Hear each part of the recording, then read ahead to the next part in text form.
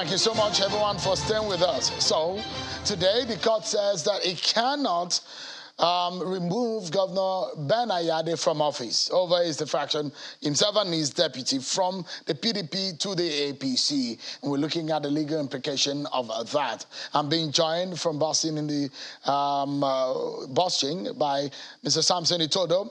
He's a lawyer and a right activist. Thank you so much, Mr. Itodo, for joining us tonight. Give us a sense on the premise in which the Federal High Court in Abuja today placed its judgment. It was placed on the premise of the appeal court ruling that a sitting governor cannot be removed from office. What's your view on today's ruling? Well, good evening, Cheryl. Well, I've not read the judgment of the Federal High Court, but I'm sure it's relying on a precedent set by the Court of Appeal, and the judgments on the Ebonyi case on David Umahi's defection, which the Court of Appeal upheld in what I would consider a very controversial circumstance.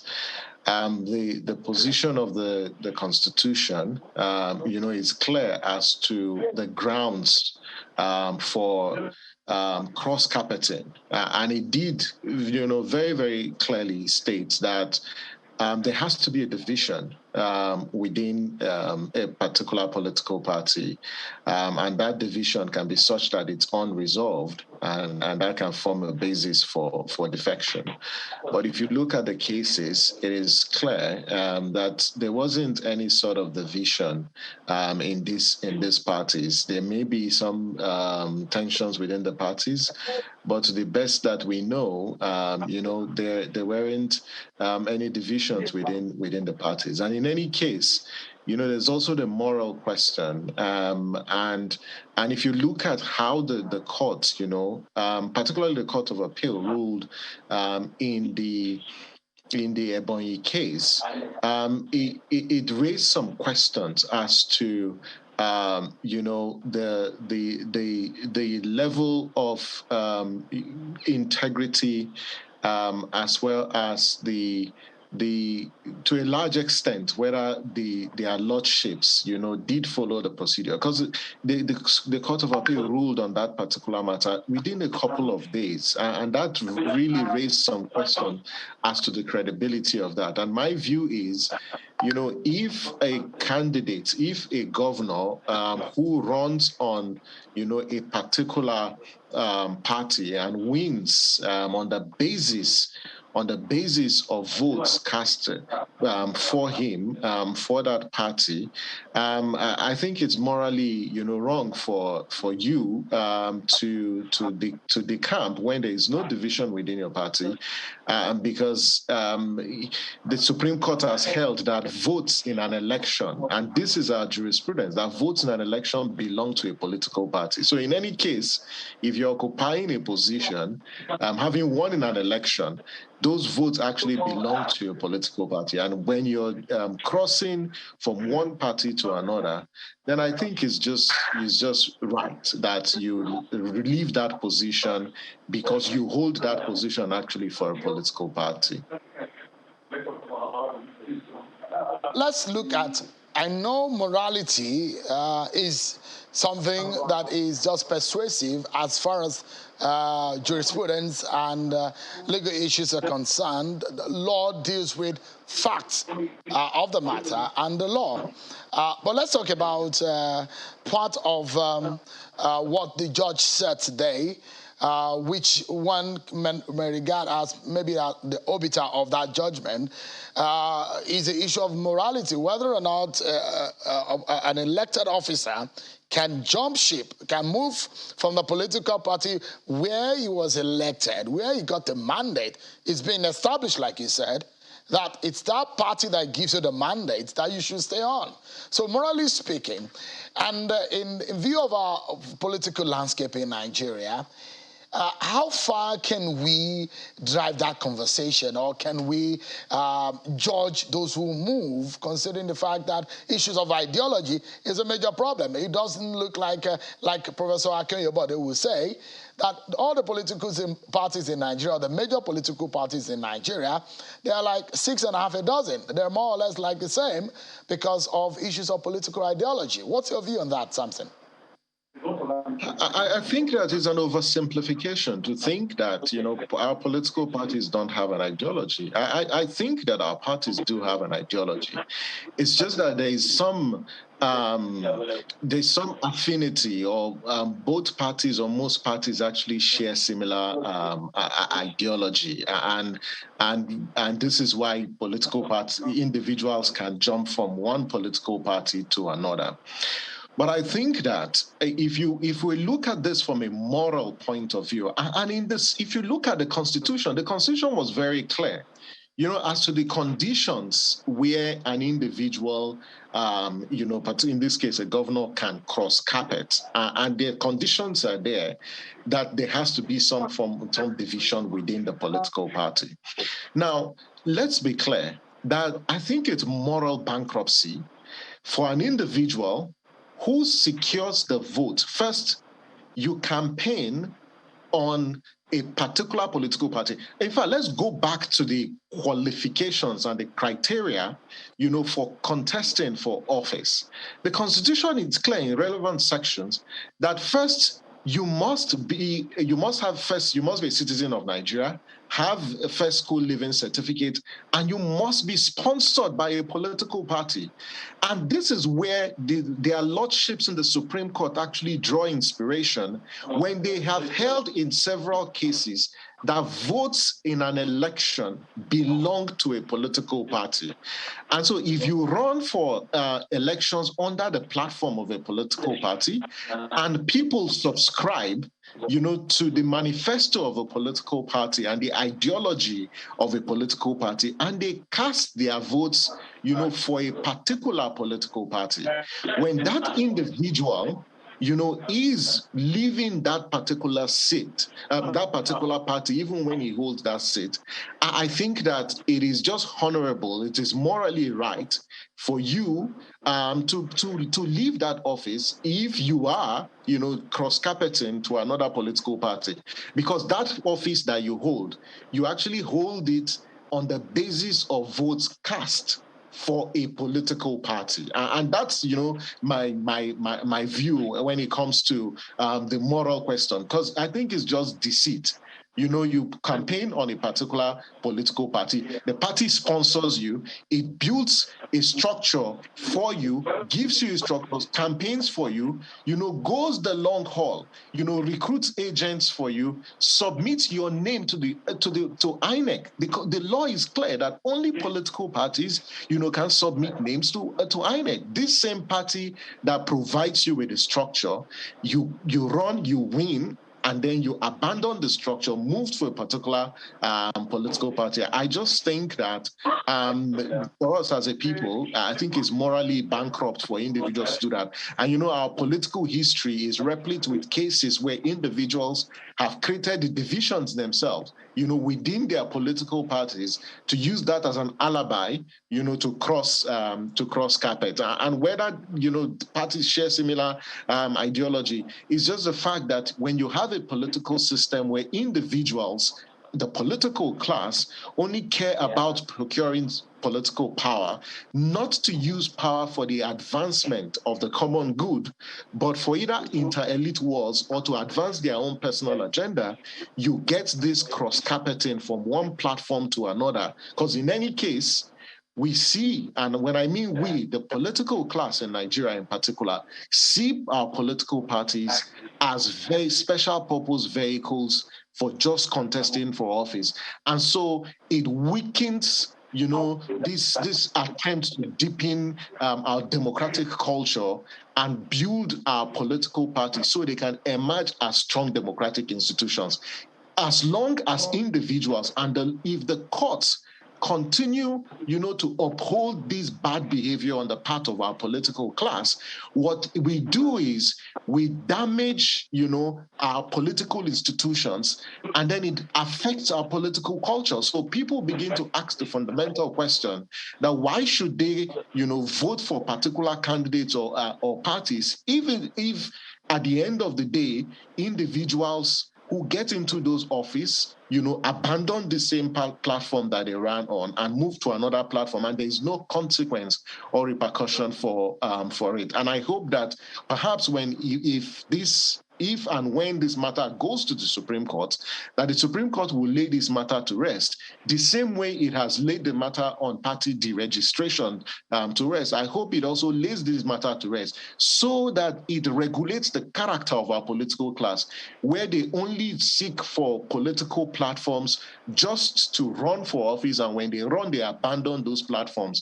And when they abandon those platforms, they stunt the growth and the development of those political institutions.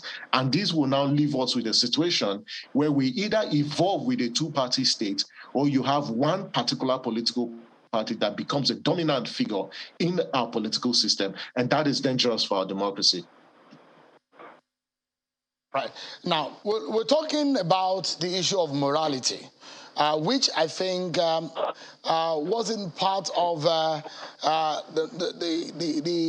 meat of what the judge said today as regarding whether or not he can remove the governor from office based on his defection. But Samson, I'd like you to listen to what the senior advocate, Marcus Zekome, said after the proceeding in court today, and I'd like us to discuss the issues that have been raised based on the Court of Appeal judgment, which is a precedent in this matter, and perhaps the implication going forward. And the Constitution is very clear on the immunity clause on governors or some members of the executive, the president, the vice president, the governors, the deputy governors. And you can also raise whether or not they can be sued in a civil or criminal matter. And you also will bring in the case of Atiku Abubakar versus the AGF when he left the PDP at the time to the ACN.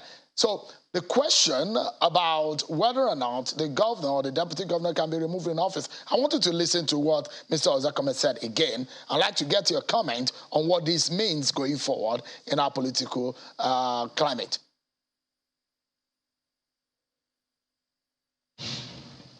Members of Assembly and members of the National Assembly are governed by Section 68, subsection 1G, and Section 109, subsection 1G.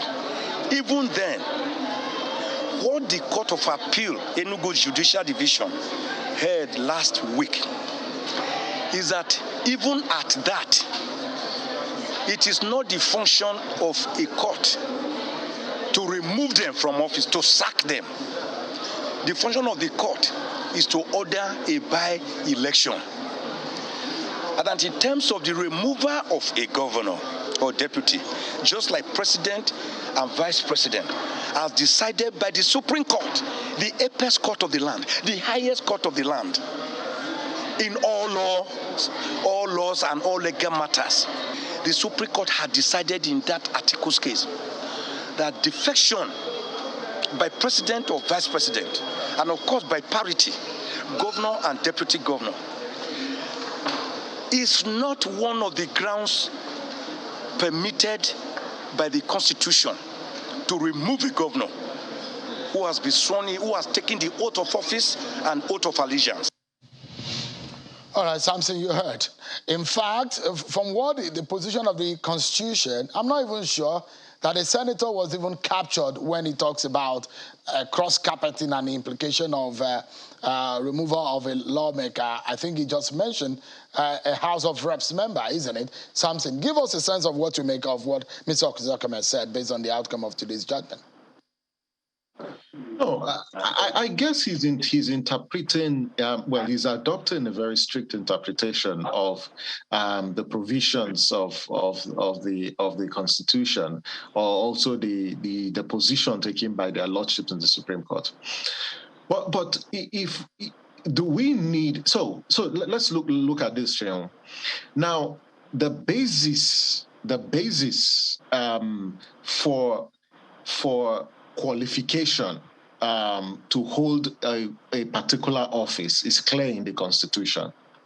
Now, if an individual who runs on the platform of a political party and sponsored by a political party decides, to cross-carpet to another political party, even when there's no division within his existing political party, should the consequence be removal for office? Because I see what his Leonard Silk is interpreting. He's adopting a strict interpretation of the grounds for removal of a particular public official, and in this case, whether a vice president or a governor from office, and this is not indicated or expressly stated in the Constitution. Whilst I agree with the Leonard Sale, but the question is, if you vacate a particular platform, do you still have the qualification to be holding that particular office? If, it's in the wisdom of their lordships to declare that by-elections be conducted, so it means that particular seat becomes vacant, then yes, that's fine. But I doubt, if that's actually the position of the law, that by-elections should be conducted. And in any case, if you look at existing, provisions in the current Electoral Act, where attempts were made to reduce the cost, for conducting elections, my position will be, rather than conduct a by-election, I think that either the party should be allowed to nominate another candidate who takes that position, provided that particular candidate meets the constitutional requirement, for holding that office in relation to the qualification for holding that particular office, as expressly stated, in the relevant section of the Constitution. So I get the point that he makes about the strict interpretation, but the point is, yes, their lordships can interpret, the laws based on the facts available to them, but the Supreme Court is also a public policy institution. The Supreme Court, is actually in a position, to take decisions that take into context, the moral rules dominant in a particular society. And I think that their lordships, if this matter actually gets to them, it provides an opportunity to enhance and deepen our jurisprudence.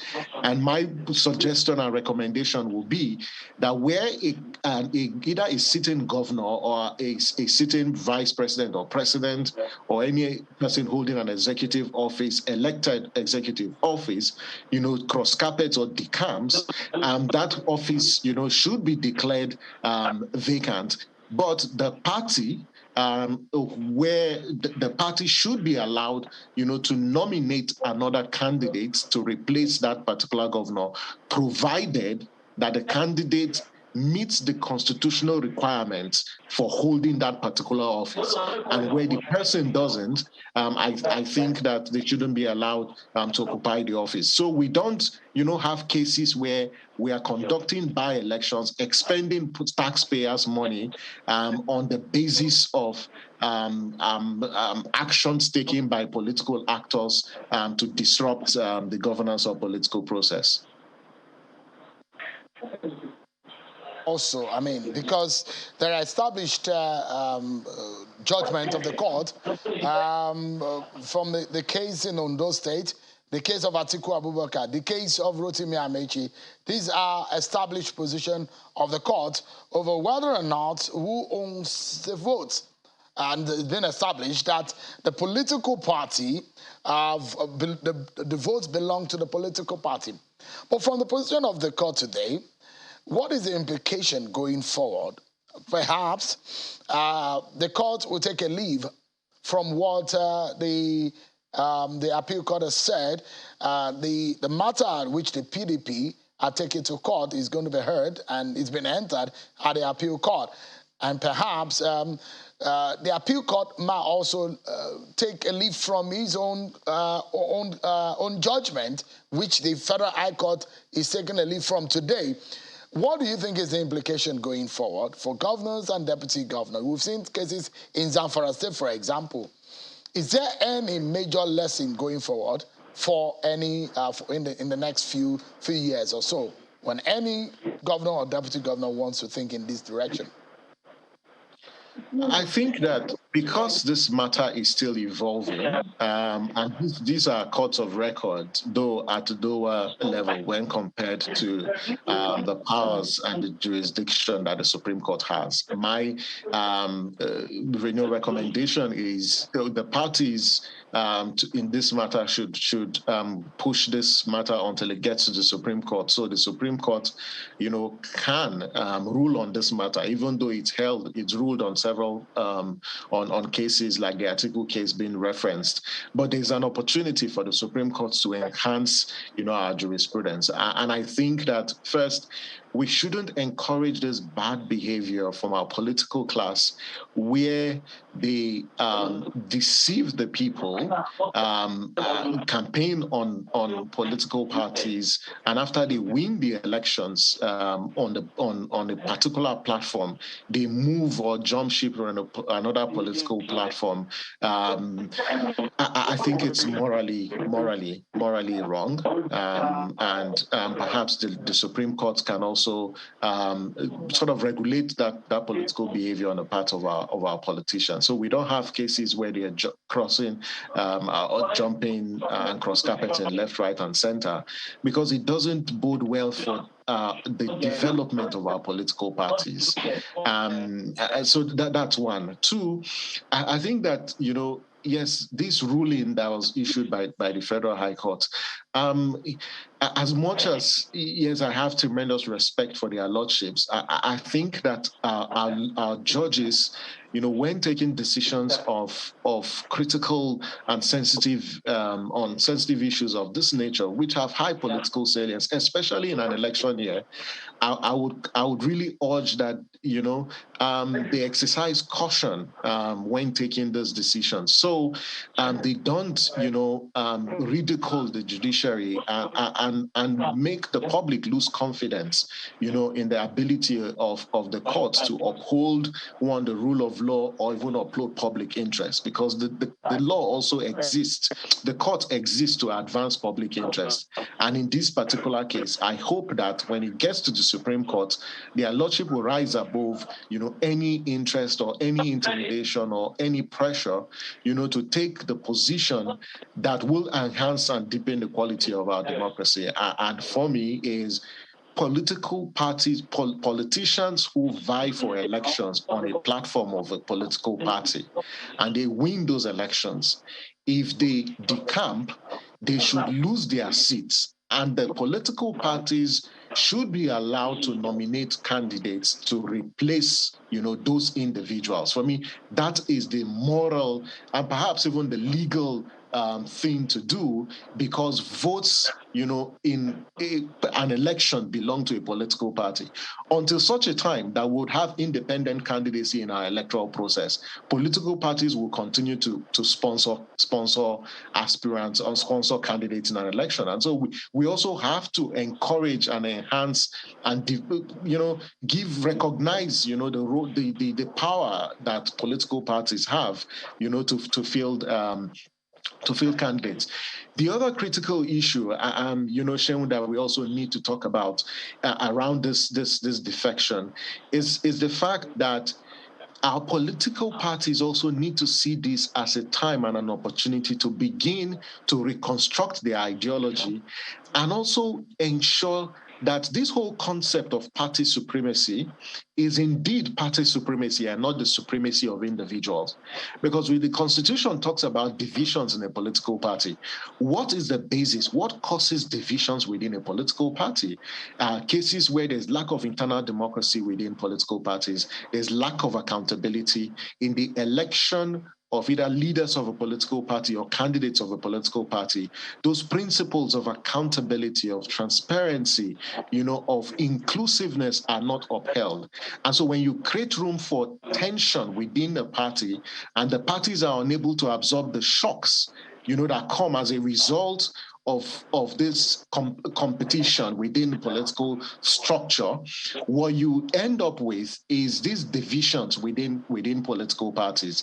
And so parties also need a deep introspection to say, how do we strengthen our institutions in a way that these sort of divisions, whether in ideology, in principles, or in procedure, or in strategy, are resolved. In any case, we cannot stop political parties from having internal wranglings and competition, because competition, is part of democracy, is part of the political process. But the competition that we aspire to see is competition, that advances ideas on how to fix the governance problems of our country. Competition that produces high-quality individuals from our political parties who have regard for moral ethics and values to run for office, and not a case where you've got competition within a political party where party nominations. Thank you for your thoughts on this matter. Samson Itodo, the lawyer and the executive director of Yiaga Africa. Thank you so much, Samson, for your thoughts on this very crucial matter of today. Thank you so much indeed for talking to us tonight.